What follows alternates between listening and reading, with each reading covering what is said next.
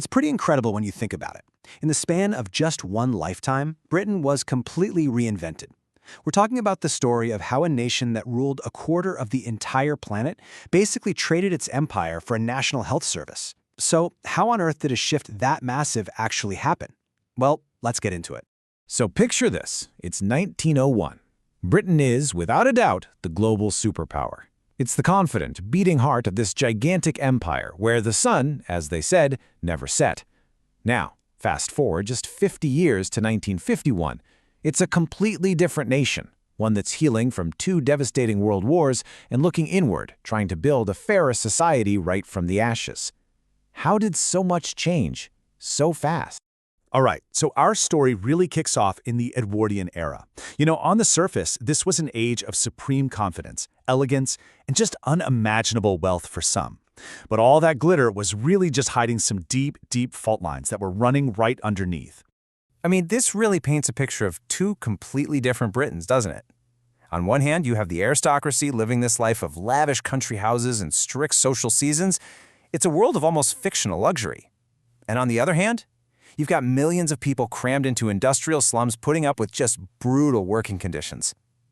This staggering gap between the rich and the poor was fueling some serious labor unrest and a growing cry for change. And you know what? That change was actually starting to happen. The Liberal government that got elected in 1906 started rolling out these landmark reforms that created the first ever old age pensions and a national insurance system to cover health and unemployment. And this was a huge deal. In 1911, they passed the Parliament Act, which completely shattered the absolute veto power of the unelected, aristocratic House of Lords. That really paved the way for a more democratic, more modern state. And then, the unsinkable Titanic goes down in 1912. It became this shocking, incredibly powerful metaphor for the entire era. See, it wasn't just a ship. It was a symbol of an age of technological pride and just sheer overconfidence that was, as it turns out, sailing straight towards a hidden and absolutely catastrophic disaster. And that disaster, well, it was the First World War. It was the one single event that just shattered the Edwardian world, threw gasoline on every underlying tensions, and turned the entire old world order completely upside down forever. So what caused it? Well, you can kind of boil it down to three big things that were all tangled up together. First, militarism. There was this colossal arms race going on, especially the naval rivalry between Britain and Germany. Second, you had alliances, this messy web of treaties that had basically divided Europe into two armed camps, just waiting for a spark. And third, imperialism. This fierce competition for colonies and power had brought all the great powers to a boiling point. And the human cost, I mean, it's just staggering to even think about. Over 700,000 British soldiers died. Entire villages lost all of their young men. It left this deep scar of national grief. A whole generation was brutalized by the reality of industrial warfare, a loss that would haunt the nation for decades to come. But, and this is a huge but, out of all that tragedy, the war also kickstarted a social revolution. With millions of men fighting overseas, over 1 million women surged into jobs that had always been closed to them, in factories, on farms, in offices.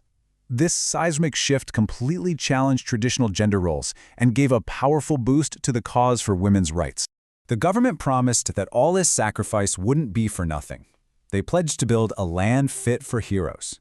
The war had massively expanded the state's control over daily life, and the 1918 Representation of the People Act finally gave the vote to some women. New expectations had been set. A new Britain was promised. The question was, would they deliver? The 2 decades that followed, however, felt anything but heroic. They were anxious, uneasy years of peace, defined by a crippling economic depression, bitter class conflict, and a total shakeup of the political landscape. And this right here shows you the biggest political shift of the era.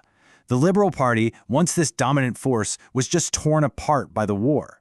And in its place, the Labour Party rose up, becoming the main voice of the working class. They even formed their first, though very short-lived, government back in 1924. You could feel the social tension building, and in 1926, it just exploded with the general strike. In this amazing act of solidarity with coal miners who were facing wage cuts, over 1.7 million workers walked out. The country ground to a halt for 9 days. And even though the strike ultimately failed, it was this raw, nationwide display of the class divisions that really defined interwar Britain. And all of this was happening under the growing shadow of another war. absolutely haunted by the memory of the trenches and the millions who were lost, British leaders desperately tried to avoid another global conflict. And this fear, this desperation, led to the policy of appeasement, an attempt to pacify Hitler that led to the 1938 Munich Agreement. It was a policy born of trauma, and it was doomed to fail. The Second World War was the final, brutal test. It demanded even more sacrifice than the first, but it was also the fire in which a new national consensus was forged, the shared belief in collective responsibility and social justice. See, this war was different. It wasn't just fought in trenches far away. It was fought right here, on the home front. The wail of the air raid siren became the soundtrack to daily life. And that shared experience of rationing food, huddling in bomb shelters during the Blitz, and evacuating kids from the cities, it forged this powerful sense of solidarity that cut right across the old class lines. Everybody was in it together. And right in the middle of all this chaos, this document comes out, and it just captures the nation's hope. It was called the Beveridge Report, and it was basically a blueprint for a radically different Britain. It called for a system of social security from the cradle to the grave to defeat what it called the Five Giants. This wasn't just some boring government report. It was a promise of a better future. It became a surprise bestseller, giving people a clear vision of the world they were fighting to build. So you can imagine, when victory finally came in 1945, people didn't want to go back to the way things were. The nation was ready to build that new Britain that had been promised during its darkest hours. And that brings us to what might be one of the biggest shocks in British political history. In the 1945 general election, the nation voted out its wartime hero, Winston Churchill. It seems unthinkable, right? But the people chose Clement Attlee's Labour Party, which ran on the explicit promise of putting the Beveridge Report into action. They had voted for a radically different future.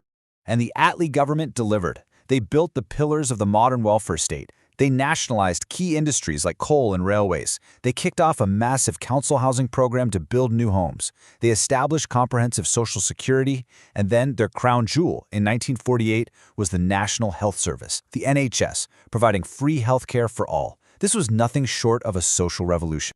But here's the flip side of the coin. While Britain was building this new society at home, its old role in the world was decisively coming to an end. The immense financial cost of 2 world wars had drained the nation's resources. The empire wasn't a source of strength anymore, it was a burden they simply couldn't afford. The independence of India and Pakistan in 1947, that really marked the beginning of the end. So when we look back at this incredible 50-year journey, a really fundamental question pops up. Britain went from the absolute peak of imperial power to creating a pioneering welfare state. It lost an empire but gained a national health service. So you have to ask yourself, was this transformation a story of national decline, or was it a story of profound and maybe necessary reinvention?